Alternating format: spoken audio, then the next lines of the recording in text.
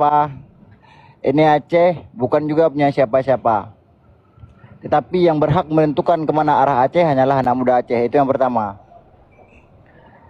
Yang kedua, bila ada perkataan siapapun itu bahwasanya Otsus sudah digelontorkan ratusan triliun kepada Aceh, tapi Aceh masih miskin. Oke, saya sepakat dengan kalimat itu. Lebih kurang 112 triliun anggaran yang sudah diperoleh oleh pemerintah Aceh. Mulai dari tahun 2008 sampai dengan tahun 2027. Dan itu sempat dipotong lagi anggarannya pada tahun 2002. Jadi Aceh kalau terhitung daripada tahun 2008 sampai dengan 2002 itu hanya memperoleh 88,43 triliun. Ini kalau kita hitung-hitungan ya. Ini saya respect kepada Indonesia. Saya kasih plus buat Indonesia. Kemudian saya kasih minus terhadap Indonesia. Letaknya di mana? 5.216 triliun rupiah yang dirampok dari tanah Aceh. Itu hanya satu PT, yaitu PT Arun Exxon Mobil. Cuman itu aja. Sudah, kalau kita perbandingkan dengan Otsus tidaklah seberapa. Jadi jangan hitung-hitungan makami orang Aceh. Makami anak Aceh. Kemudian, kalau berbicara merdeka, sejauh mana udah Indonesia merdeka? Mahasiswa hari ini masih melakukan aksi-aksi demonstrasi di tiap-tiap wilayah dan juga ibu kota Jakarta sebagai pusat pemerintahan. Yang paling bobroknya di era pemerintahan sekarang adalah sentralisasi keuangan dan sentralisasi kebijakan yang begitu absolut dibuat oleh pemerintah pusat. Ini yang hari ini menjadi tumpang tindihnya bagi masyarakat yang ada di wilayah-wilayah.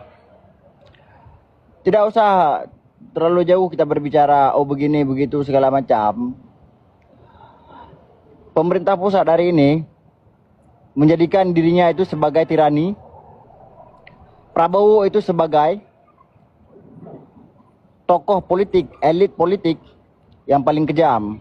Di mana dia merampok anggaran-anggaran wilayah, dia satukan di pemerintahan pusat. Itu yang pertama, terkait pemerintahan Prabowo. Yang kedua, dia paksakan program yang hari ini banyak mudarat dibandingkan syafaatnya. Kemudian Aceh hari ini, mohon maaf saya sampaikan, kami tidak pernah lapar. Tapi hari ini kami dipaksa untuk lapar oleh pemerintah Indonesia. Di mana penanganan bencana belum selesai, faktor ekonomi kami hancur amburadul. Kami tidak akan menyampaikan bahwasanya seolah-olah pemerintah Aceh itu bagus.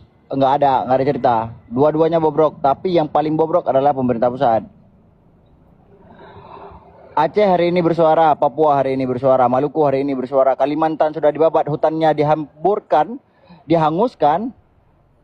Tapi seolah-olah pemerintah pusat tidak memiliki tanggung jawab. Maka kami, putra Aceh hari ini, melihat bukan hanya pada satu sudut pandang. Kalau kalian sampaikan, apakah kami tidak boleh merdeka? Kalau kami berbicara sejarah, Indonesia memang tidak pernah ada. Kalau kami berbicara sejarah Indatu, kami tidak pernah ada pengakuan terhadap Indonesia.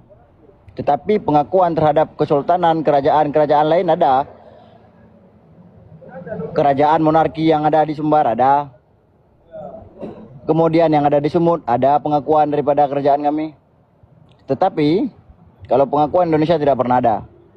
Tahun 1950, tahun 1948, kota Yogyakarta ditaklukkan oleh Belanda pada agresi Belanda kedua. Pusat pemerintahan diambil alih oleh Mr. Syafruddin. Kemudian melalui radio Rimba Raya diteriakanlah bahwasanya Republik masih ada, wilayah Republik masih ada, dan ini adalah Aceh. 31 tahun kami berperang dengan Belanda, 69 tahun ditetapkan dalam buku sejarah Belanda, silakan dibaca. maka Belanda tidak akan lagi berperang dengan Aceh.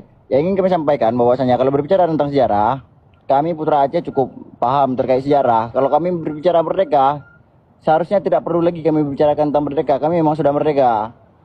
Cuman hari ini yang ingin kami sampaikan, baik itu pemerintah daerah maupun pemerintah pusat sama-sama bobrok. Tapi bobroknya pemerintah daerah karena bobroknya pemerintah pusat. Karena pusat kendali di sana. Hari ini Aceh minimnya lapangan pekerjaan karena pemerintah pusat. Ulah dia buka SPPG, dia buka Koperasi Merah Putih yang tidak ada manfaatnya. Anggaran ratusan triliun. Kemudian terkait penanganan bencana yang hari ini sampai hari ini 8 bulan ini sudah masuk 9 bulan tidak selesai. Dan masih 5% kalau saya hitung. Nah, jadi kalau ingin adu domba, kami tidak merasa teradu dengan Indonesia. Dan kami tidak pernah mengakui Indonesia itu ada. Cuman hari ini pendahulu kami berjabat tangan, bersatu. Antara kerajaan bersatulah di sebuah naungan. Tapi yang lebih kacaunya, Soekarno malah menetapkan sebagai NKRI. Kami lebih sepakatnya waktu itu RIS, Republik Indonesia Serikat. Dan kami bangsa Aceh itu berdaulat. Bangsa Riau berdaulat. Bangsa Sumut berdaulat. Bangsa Kalimantan berdaulat. Dan juga Papua juga berdaulat. Itu yang kami sepakati. Tetapi dengan kejamnya Soekarno pada saat itu dia satukan semua. Dia sentralisasikan semua. Apa yang ada di tanah Aceh, apa yang ada di tanah Papua, apapun yang ada di wilayah-wilayah dia sentralisasikan di satu tempat. Dan itu kekacauan dalam berpikir pada saat itu. Dan siapa yang akan terpuruk? Yaitu yang ada di wilayah-wilayah. Kami yang ada di wilayah-wilayah, anak-anak bangsa yang hari ini berada di wilayah-wilayah. Minimnya lapangan pekerjaan, susahnya untuk bertahan hidup di wilayah-wilayah. Karena sudah dikerup oleh aturan-aturan yang sistemnya kolonial. Mungkin saya rasa seperti itu. Orang beragama pasti dia sabar menunggunya, seperti saya menunggu tadi kan. Nah, disinilah doktrin Indonesia dan doktrin Soekarno itu yang tidak ada adab. Jadi poinnya, dengar baik-baik poinnya. Persoalan Aceh adalah penjajah dan kemerdekaan, bukan persoalan program PKH atau program Indonesia. Jadi harus dihormati itu. Begitu juga bangsa Jawa, bangsa Sunda di seluruhnya adalah penjajah dan kemerdekaan.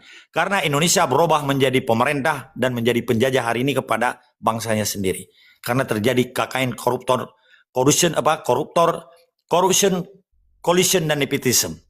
Jadi akhlak yang dijalankan oleh penyelenggara negara Indonesia hari ini tidak berakhlak. Kalau dianggap tidak terjadi pembunuhan di Aceh itu pengakuan Jokowi sebagai presiden yang ketujuh. Itu ada 3 titik yang diakui oleh sebagai kepala negara dan presiden oleh Jokowi. Bahwa di Aceh pernah terjadi pelanggaran HAM. Pada tanggal 27 Juli 2023 dia datang ke sana. Di tempat Jambu Kupo, Simpang KKA dan Rumah Gedung. Kalau tidak tahu sejarah Aceh, jangan cerita Aceh. Lebih baik kalian baca aja sejarah dulu. Supaya jangan ribut di sini. Terima kasih ya. Terima kasih.